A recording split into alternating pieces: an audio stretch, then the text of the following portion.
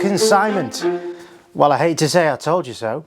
Well, new year, more controversy setting the secondary watch market alight and centre stage. The breaking news is that the UK's National Crime Agency has raided a luxury watch shop and seized £10 million worth of stock in a suspected money laundering. The NCA confiscated more than 300 timepieces that resulted in 4 arrests, and the inventory concerned were consignment pieces, i.e. stock that was taken to be sold on a client's behalf.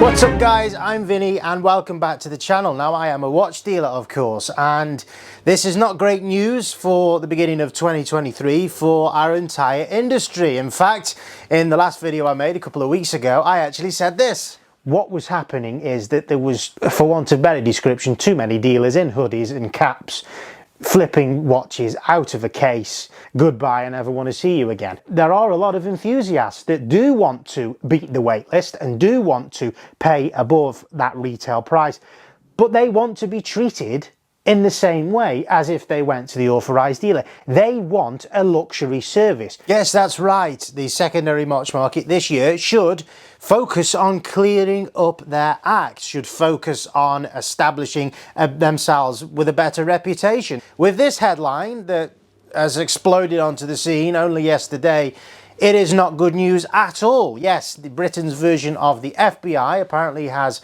raided one of the market leaders on the secondary watch market here in the United Kingdom and seized £10 million worth of inventory. Now, it's believed that the majority of that inventory was actually consignment stock. What's alarming about this is that 4 arrests were made and the term money laundering has been bandied about. What is money laundering? Basically, it is the process by which we take dirty money, so that is money which has arisen as a proceeds of crimes, and then it is put through a system whereby we attempt to clean that money so that we have a reasonable excuse as to where it came from. And so what usually happens is that dirty money is taken and put through a legal entity, so a business that is registered as a limited company here in the UK, and then at the other end, as it comes out of that business, it has a reason for its existence and it is therefore clean. Now in this case, of course, the accusation of money laundering applies to consignment pieces, so I can only guess that what's happened there, or the suspicions of the National Crime Agency, is that the consignment process has been used as a way by criminals. A criminal could have approached them and purchased a watch from them and then asked them to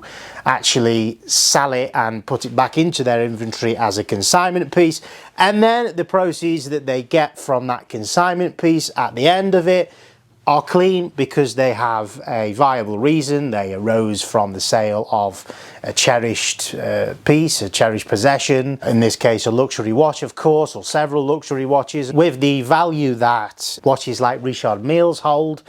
Just one piece could be worth up to £300,000.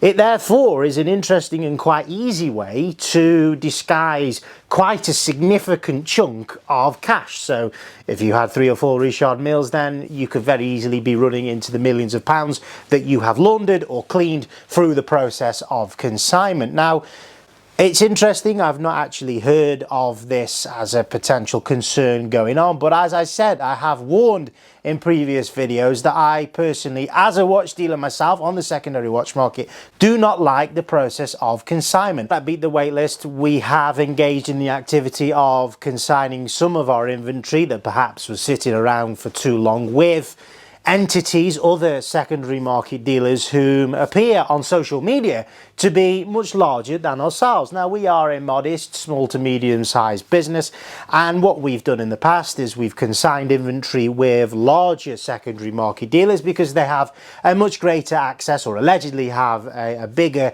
pool of clients for which they can sell that watch to. We had massive problems with a medium to large size entity who we consign with, where we we had a watch back that was in knackered condition, that was scratched. The bracelet had been removed on it in quite a unprofessional manner, whereby the lugs were scratched and the correct tools and practices weren't used for storing of the watch. Boxes, papers, tags, accessories were lost, and therefore obviously we got a watch back that was worth significantly less than when we gave it to them. So I have warned before that the perils of consignment are there, and with what's been going on over the last year in the secondary watch market, prices quite volatile all over the place, going up, going down.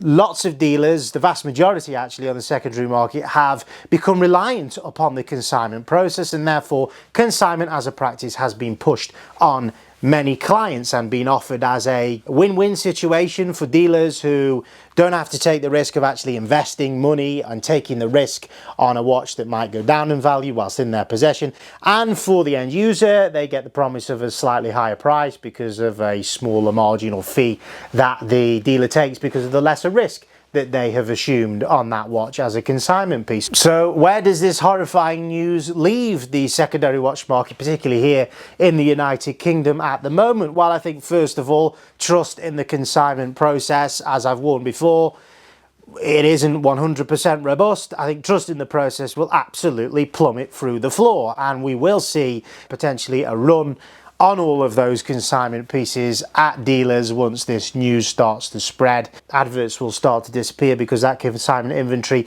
will no longer be available for sale because clients will be pulling that inventory. As soon as this news hit the public domain, we did have the question of, Vinny, what do you think now that if those consignment pieces are not going to be available for sale, what does that mean now for supply on the market? And obviously that fine balance between supply and demand, which ultimately influences prices and price volatility. If there are less clients willing to trust in the consignment process, then frankly it means that secondary market dealers have got to start putting their hands in their pockets again and actually taking the risk and buying the inventory outright.